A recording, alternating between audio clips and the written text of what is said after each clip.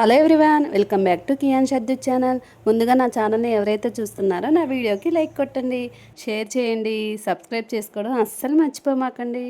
మేము మామూలుగా ఇంకా మా అత్తయ్య వాళ్ళ ఇంటికి ఒక 1 వీక్ ఉందామని వచ్చాము. ఇంకెందుకో అనుకోకుండా ఇంకా అన్నవరం వెళ్దాం అనిపించింది. ఎందుకంటే మాది మ్యారేజ్ అక్కడే అయింది. అప్పుడు వెళ్ళాము, ఇంతవరకు వెళ్ళలేదు కదా, ఇంకా అందుకే వెళ్దామని ఫిక్స్ అయిపోయాను. ఇంకా ఈవినింగ్ మా వారు వచ్చేసరికి 8 అయింది. ఇంకా 8కి బయలుదేరాము. అక్కడికి వెళ్ళేసరికి ఇంకా 12, 1 అయింది. ఇంకేం పడుకుంటాం, సరదాగా కాసేపు అలా. మా వాడు అస్సలు పడుకోనియట్లేదు, మంచిగా కారులో పడుకున్నాడు వాడు. ఇంకా మమ్మల్ని అస్సలు పడుకోనియట్లేదు.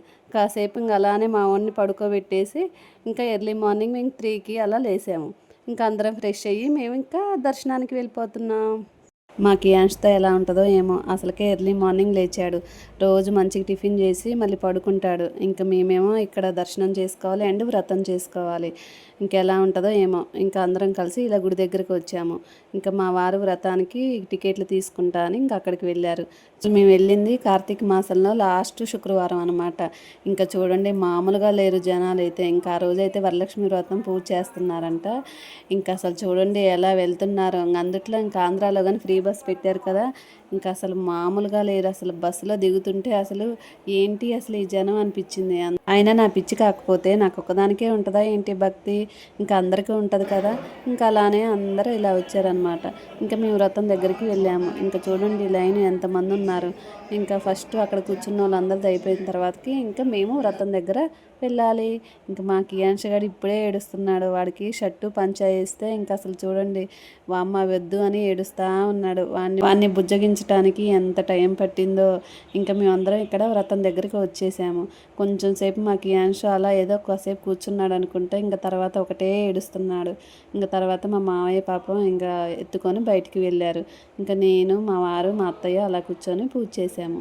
మా పెళ్ళి ఇక్కడే అన్నవరంలో జరిగిందని చెప్పాను కదా. మా పెళ్ళి అయిపోయిన తర్వాత సేమ్ ఇక్కడే ఈ ప్లేస్లోనే మేము వ్రతం కూడా చేసుకున్నాం. మళ్ళీ సేమ్ ఇదే ప్లేస్ వచ్చింది. నాకైతే భలేగా అనిపించింది. మళ్ళీ ఇదే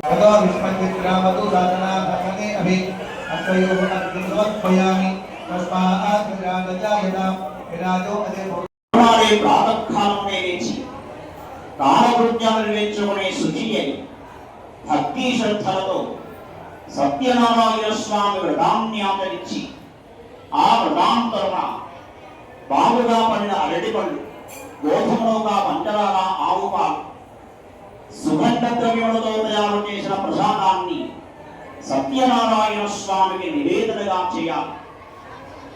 ఆ తదనంతరం శుభలము అనేటువంటి మంత్రపూర్వకంగా ఇంకా అక్కడ అయ్యగారు ఇలా కథలు చెప్తుంటే ఇంకా ఏదో ఒక 2, 3 విన్నాను అనుకుంటా. తర్వాత మొత్తం నాకు మా కియాన్ష్ మీదే ఉంది. పాపం బయట మా మావయ్యని ఎంత ఇబ్బంది పెడుతున్నాడో ఏమో అని ఇంక ఊరికి అటే ఆలోచన ఉంది.